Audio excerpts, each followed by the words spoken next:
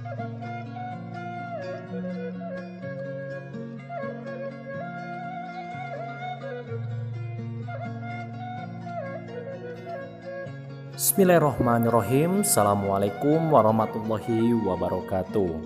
Wilujeng enjing sadayana sampurasun. Patepang deui sareng Bapa Yanwar Yusuf dina pelajaran bahasa Sunda khususna kanggo kelas 7 SMP Pulei Al Muhajirin.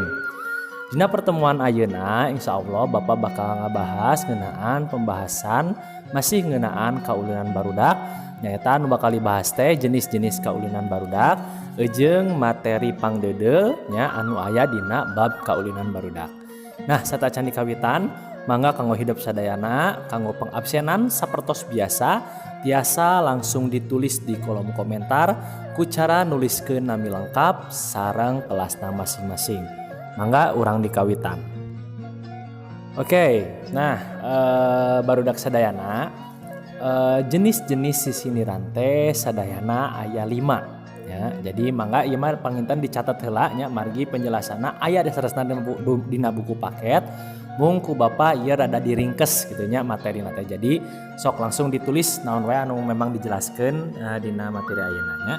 Oke, jenis-jenis kaulinan teh barudak sadayana teh aya 5. Nah, naon wae panu 5 teh? Kahiji nyaeta kaulinan barudak lalaki. Anu kadua kaulinan barudak awewe. Anu katilu kaulinan barudak lalaki jeung awewe. Anu kaopat kaulinan anu dibarung ku kakawihan. Anu kalima nyaeta kaulinan barudak anu teu dibarung ku kakawihan. Nah ya, ku Bapak bakal dibahas poin per poin ya jenis-jenis kaulinan barudak. Nah, kahiji tadi kaulinan barudak lalaki. Maksudna kaulinan barudak lalaki di dieu teh nyaeta kaulinan anu memang sok diulinkeun atawa dimainkeun ku barudak lalaki. Naon contohna? Contohna teh nyaeta langlayangan, aya oge panggal nya, terus main bal, terus aya main kaleci nya jeung sajabana. Nah eta kaulinan barudak lalaki. Anu kadua nyaeta kaulinan barudak awewe. Maksudna kaulinan barudak awewe dieu teh nyaeta kaulinan anu biasa diulinkeun ku barudak awewe nya. Contohna naon? Contohna teh misalna main karet nya, main bekel, terus aanyangan nya, papasakan jeung sajabana. Paah da istri oge pameget oge atawa lalaki oge aya anu mainkeun karet. Nah, memang ayeuna mah seueur gitu nya kaulinan lalaki anu memang dipake oge ku kaulinan awewe. Contohna nyaeta main bekel. Bekel oge kadang lalaki oge main. Mung umumna permainan tadi jiga bekel teh sok diulinkeun ku barudak awewe. Nah eta jenis kaulinan barudak awewe. Anu katilu nyaeta kaulinan barudak awewe jeung lalaki. Nah, maksudna anu poin atawa jenis nu katilu ieu mah eta kaulinan teh bisa dimainkeun ku barudak awewe atawa barudak lalaki. Naon contohna? Contohna teh misalna main egrang. Nah ya egrang teh nyaeta jajangkungan. Nah selain egrang naon Pak anu sok biasa diulinkeun ku awewe jeung lalaki? Main galah santang ya. Terus naon deui? Terus meng sumput ya atawa ucing 25 jeung sajabana. Nah ya jadi aya anu memang kaulinan teh sok diulinkeun ku awewe, aya kaulinan teh anu sok diulinkeun ku lalaki. Jeung aya oge kaulinan teh anu bisa dipaenkeun ku barudak awewe jeung barudak lalaki. Nah eta jenis anu katilu. Anu salajengna nyaeta anu kaopat nyaeta kaulinan anu dibarung ku kakawihan. Di dieu aya kecap barung jeung kakawihan. Maksudna barung di dieu teh nyaeta dibarengan. Ya, eta kaulinan teh dibarengan ku kakawihan atawa lalaguan. Contohna naon? Contohna lamun urang main cing ciripit. Nah, yang cing ciripit pasti kan aya lagunanya. Cing ciripit satulang sabajing, sahanu kajepit tunggu lawang. Nah ya. Terus salah cing ciripit naon deui aya dog dalige. Ya.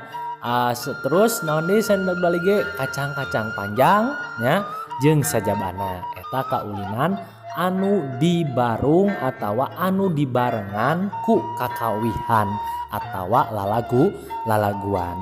Nah terus naon nu salajengna jenis salajengna nyaeta anu kalima kaulinan anu teu dibarung ku kakawihan. Nah ieu mah nyaeta kaulinan teh henteu dibarengan ku lalaguan. Naon contohna? Oh seueur pisan ya.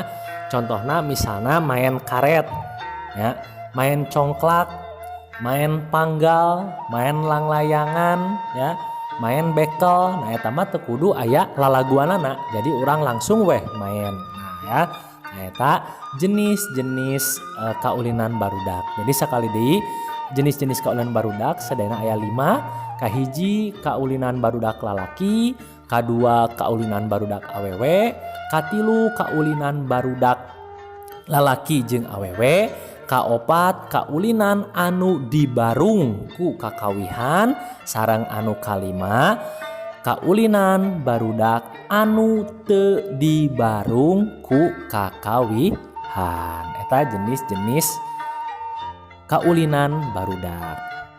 Nah ayeuna mangga hideuk buka buku paketna halaman 27. Urang ngabahas anu materi pangdeudeu ngeunaan fonem vokal jeung konsonan.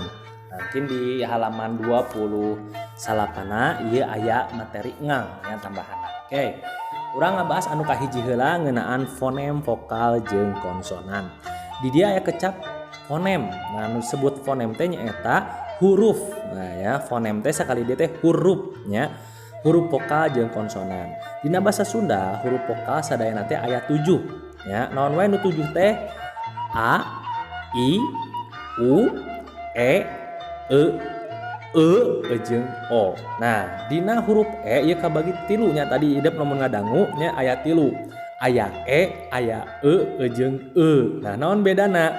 Lamun hidup ngadangu kecap E, nah berarti si huruf teh aya curekan si E teh di luhur. Nah jadi dibacana E nya aya curekan. Lamun nah itu E biasa henteu aya curekan nya, henteu aya huruf uan oge. Jadi E biasa tunggal. Nah anu katilu aya E.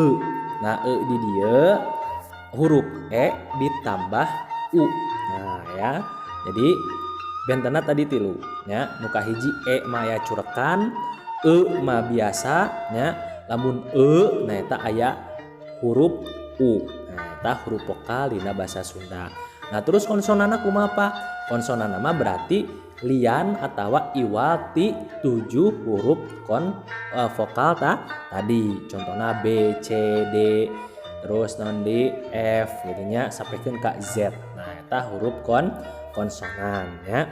Jadi sekali deui anu disebut huruf teh nyaeta fonem ya, fonem vokal jeung fonem konsonan. Nah ayeuna aya ngang, mangga dibuka halaman 28 heula ya. Pola ngang basa Sunda dina halaman 28. Nah di dia aya kecap ngang, anu disebut ngang teh nyaeta ejahan. Nah ya jadi dia urang diajar ngejah ya. Contoh aya kecap babari. Nah babari lamun diengangkeun nyaeta ri. Berarti jumlah engang teh aya 3 ya. Terus aya deui misalna teh ditonjok. Ditonjok. Berarti jumlah engang teh aya 3. Nah ya jadi engang teh sami jeung ejahan ya. Kitu panginten kanggo pertemuan dina dinten ayeuna ya. Insyaallah minggu payun urang ngabahas ngeunaan pupujian nya bab anyar. Ukituna mangga dipersiapkeun dibaca-baca heula nya.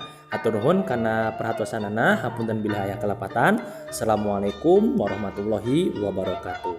Sampurasun.